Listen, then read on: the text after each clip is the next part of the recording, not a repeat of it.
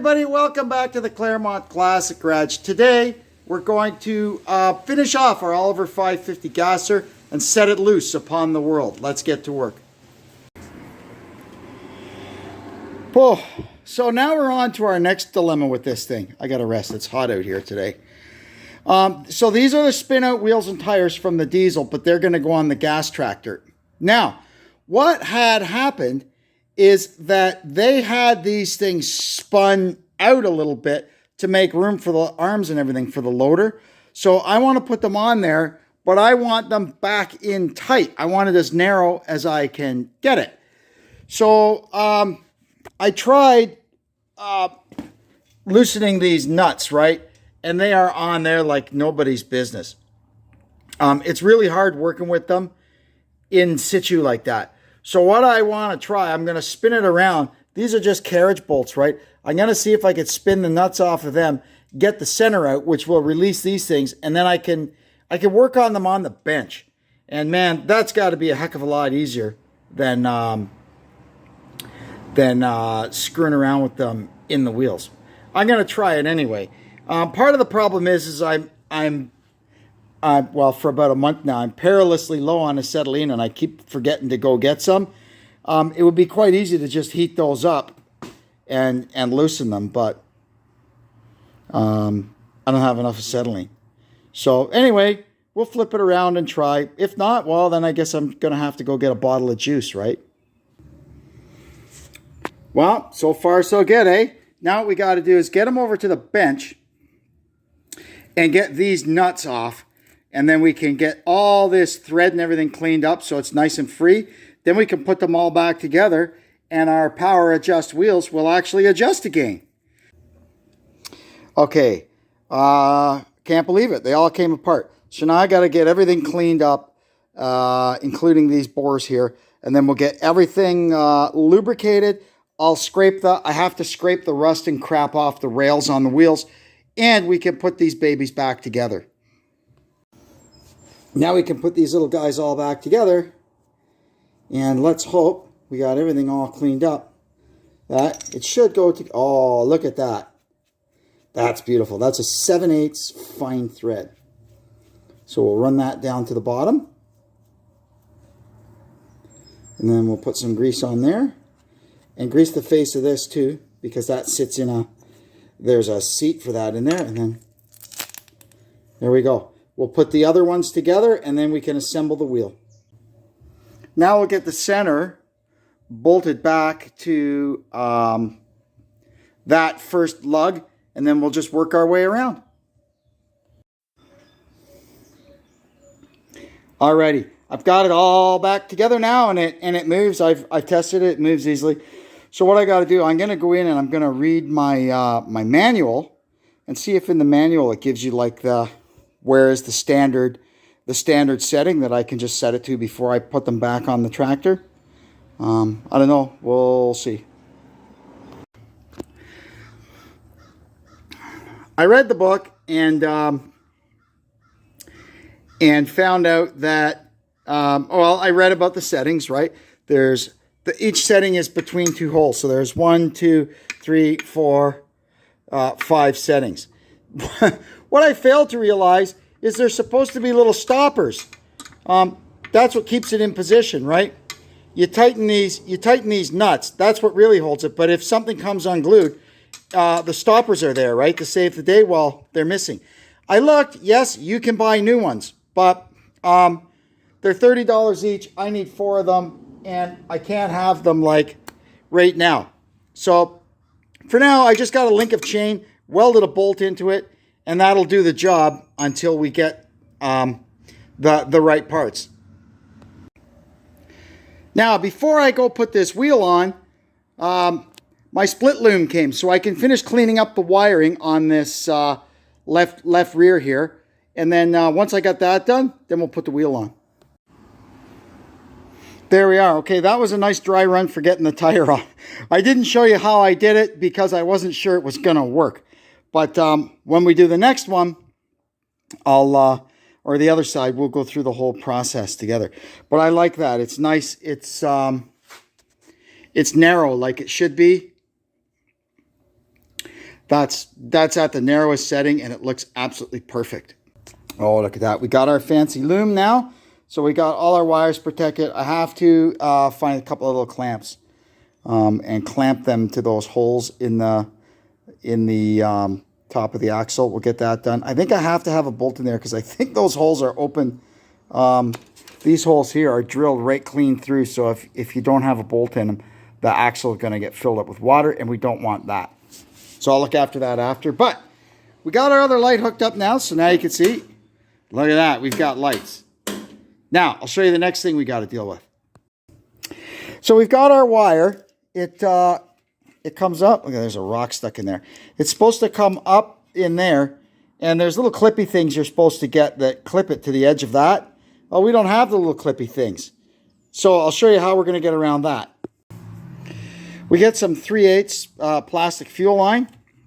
And get a sharp knife and just slit it down one side.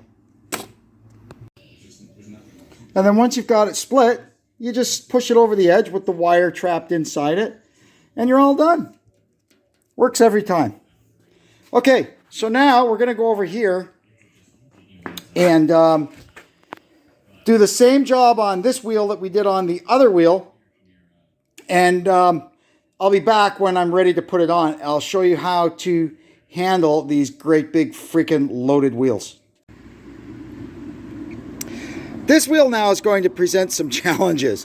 What we're up against is this one was really stuck. I had to use heat to get all of the lock nuts off of the bolts, or the struts I think they call them. And I found 2 of them broken. That one was broken. You can see there's the other piece of it. This one's broken at the end of the thread, and the stem is still stuck up there in the body of the thing. So what I've done, I've drilled through the top, and we're going to try and knock it out with a punch. I hope this small hole is enough, but if we have to, we'll make a bigger hole and get a bigger punch. So now we're going to start trying to fix some of these, so long as they've cooled off enough. Yeah, that one's good. So you can see here, it's all worn down where it's broken. So this guy's been broken for a very long time. The plan is we're just going to put it in the lathe and bore down the middle of it and bore down here, and we will put we'll put a steel pin in there, right? And then we'll weld it. Then we'll weld it, and then we'll have to turn it on the lathe and maybe touch up the threads a little bit. Hopefully. Anyway, I'm going to put this in the lathe now and see if I can even machine it. It looks like you can see there where it was spinning in the vise. So I'm assuming it is a milder steel, hopefully. And if that works on this one, we'll do the same procedure on that one.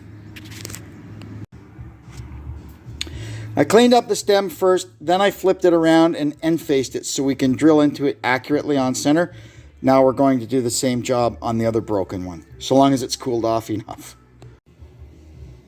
Okay, there's that one done. I could have probably taken a little more off to clean that up, but in the grand scheme of things, it doesn't really matter. Now we got to get these guys cleaned up. Probably, maybe I got to get the forge chuck out. I could also do them in the mill, I guess. If I grabbed them, well, I can't really grab that one by the thread. If they were both broken like this, I could grab them by the thread, so they would run true, and I could end face this, so that way when I put them on the mill, they could clamp down perfectly square, and I could clean that up. But anyway, I'd still be having a hard time getting it on center to drill it. The easiest way is to do it on the lathe. So there we are.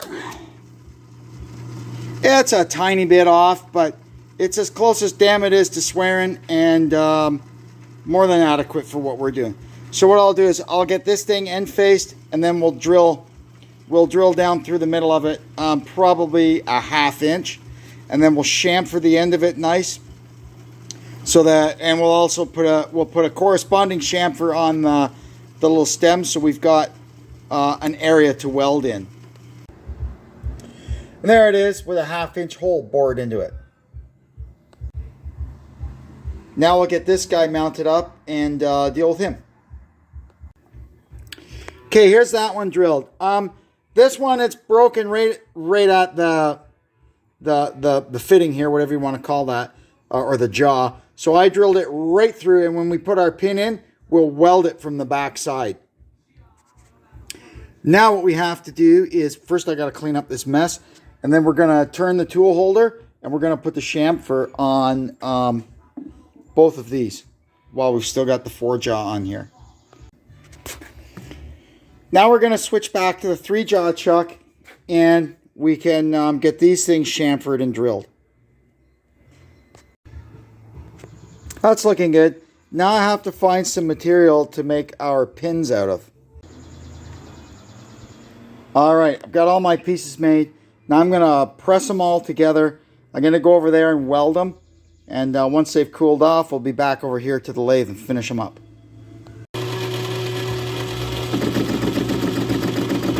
We got them welded up. Now I'm just slowly taking down the weld on the lathe. The weld ends up kind of a little bit harder than the parent material. So we just go slow, take little cuts. We'll get there.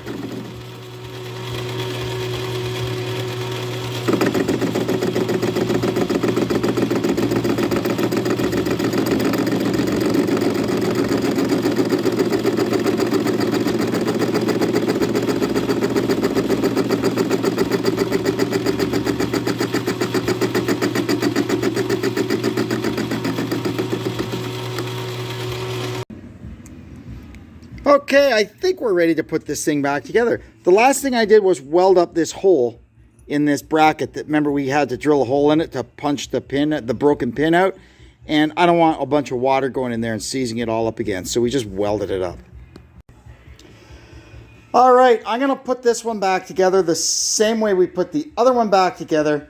And I'll see you when I'm ready to put it back on the tractor. So here we are. I've got the wheel hanging from the hoist. What we're going to do now is start lowering the tractor down until we can get the wheel to go over the hub. This is real easy to do if you have an assistant to work the jack or the crane or whatever, but it is quite manageable on your own. Just keep your wits about you. Don't get yourself underneath anything heavy, whatever you do. Okay, so push the crane in a bit. Now let's see here, what do we got to do? I think we got to lift up the tractor just a hair. You can see there, we got to lift up the tractor about a ½ an inch. Alrighty, that did it. The wheel is starting to go on the hub.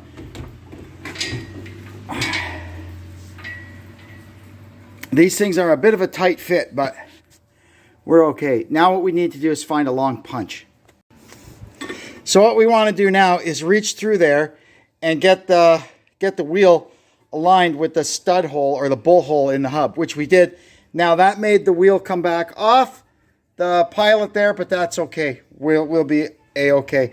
I think what I got to do is lift it up a little bit, or maybe, you know, just push the crane in a bit. Hang on.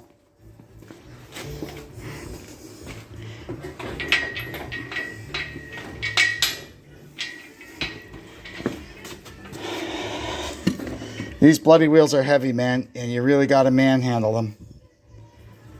Okay, give me a sec. There, that's better. We got the tripod going. Now I can use both my hands. Yeah, okay, so this has got to go up just a hair. And there you see. And we've got the holes lined up. So now what you're going to do, or what we're going to do, these things are 7/16 fine, the lug bolts, and they're pretty short. So what we've done, we've gotten a couple of 9/16 fine bolts that are longer than our lug bolts, and that gets it started. We'll be able to use these to pull the wheel in. There's the right one. Watch your ears. There she goes.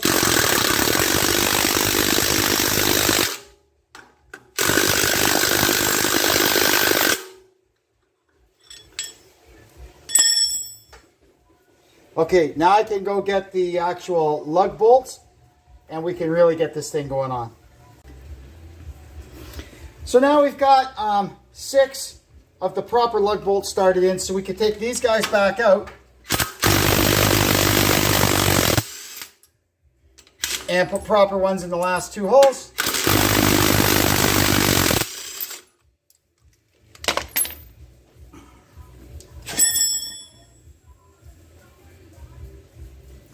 A little grease on them can't hurt. Maybe somewhere down the line they'll actually come back out. Okay, so what we're going to do now is we're going to lower the crane and get it out of here, and then we can just work on these, getting these bolts pulled in. Another thing I should talk to you about, it bears mentioning, when you're monkeying around with these tires, these heavy ones that you got to use the crane for, or if you're in here with bars and you're swinging sledgehammers, be very, very, very careful of this. I cannot even tell you how easy it is to knock the valve stem off of one of these things, and then you've got 30 or 40 gallons of calcium chloride going everywhere, right? And, well, nobody wants that. So I'm going to shut the camera off now because it's loud, and I'm going to go and start working these around. You got to kind of pull the wheel on because they actually fit, this one at least fits pretty tight on this hub. So we'll get the wheels pulled on, and then I'll be back. Now we're just going to check, make sure you've got clearance to the fender. Nothing's hitting anything. You see, that's good.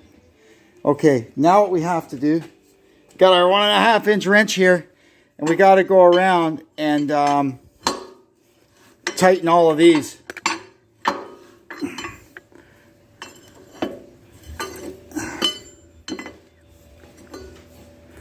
And just try and get them. You'll see here as you're tightening them, this little gap there between the cleat and the nut. You just want to try and keep that even. See, this one I have to push a little more. I'm gonna push it up a bit, and this one from side to side here looks okay now. So I'll go around and do that, and I'll show you when we're done.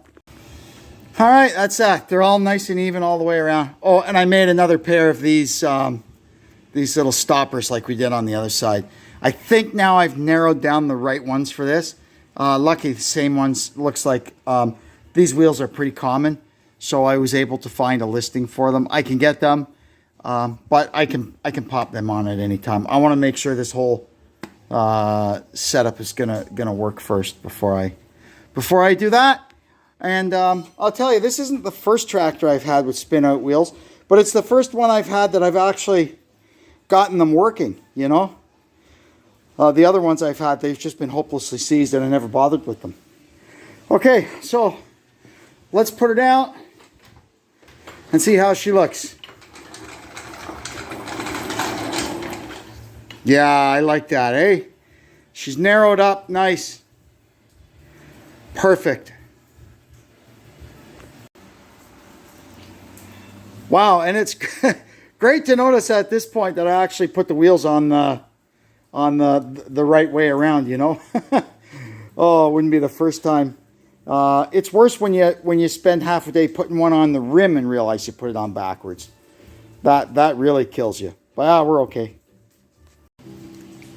Another thing I did was install the swinging drawbar assembly, and we put a trailer ball on the end of it. So now we're going to crank it up, get all the fluids back flowing, and let them stabilize. It's never run since I changed the engine oil, or the gearbox oil for that matter. We'll do that, and then we have to do the final adjustment, or at least check the final adjustment on the 3-point hitch. And yeah, if it wasn't raining, we could take it outside and run it around a bit, but what are you going to do? Okay, let's see what happens.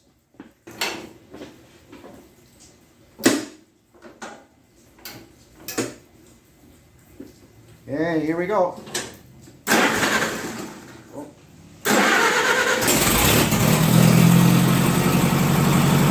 Make sure it's in here, folks.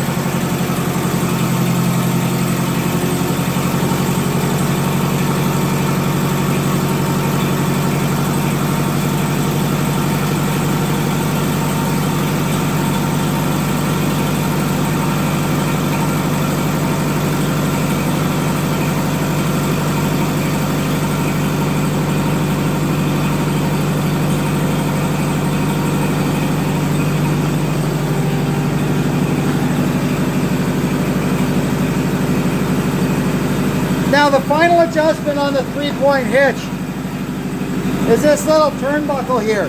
What you do is you put the quadrant all the way up. Whoop! Sorry, I nearly sent you for a ride there.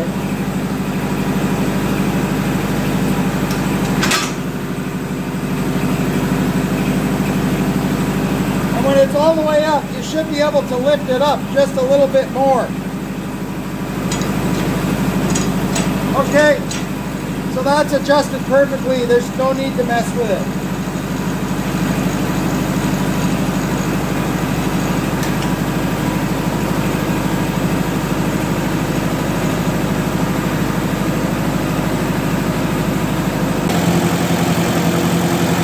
Now we're going to fiddle around the engine a bit.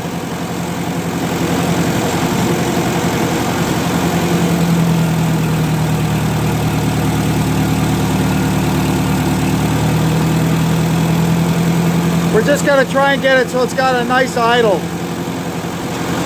That's advancing it, and now we've advanced it too far. So the sweet spot is somewhere in between here and here. You hear it kind of...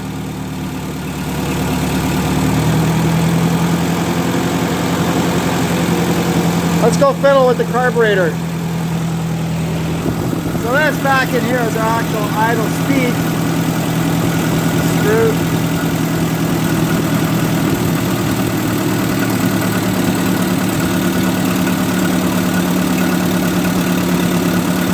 There we go. What do we got here? I'm not sure I trust that tack.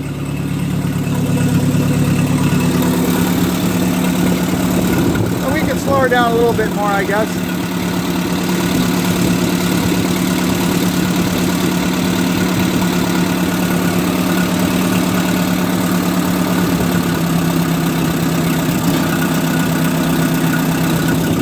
There we go. And then this here is our mixture, our idle mixture.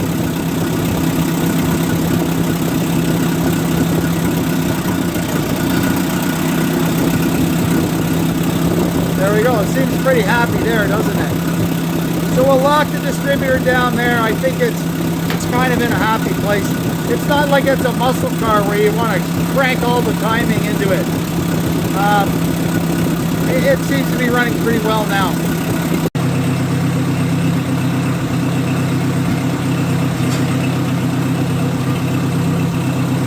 That seems pretty happy. She's warming up nicely.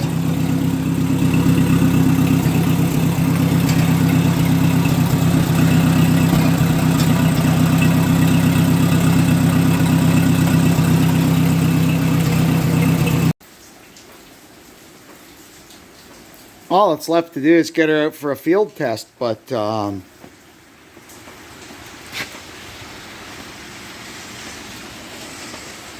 not right now. It's warmed up and opened the thermostat, and I could see down in there. It's hard for you to see, but the coolant level is good. So that'll do it for now. I'm going to take off. I'd like to thank you for tuning into the Claremont Classic Garage. I hope you'll come back next time to see what we're up to. And until then, I'm Kevin saying so long for now.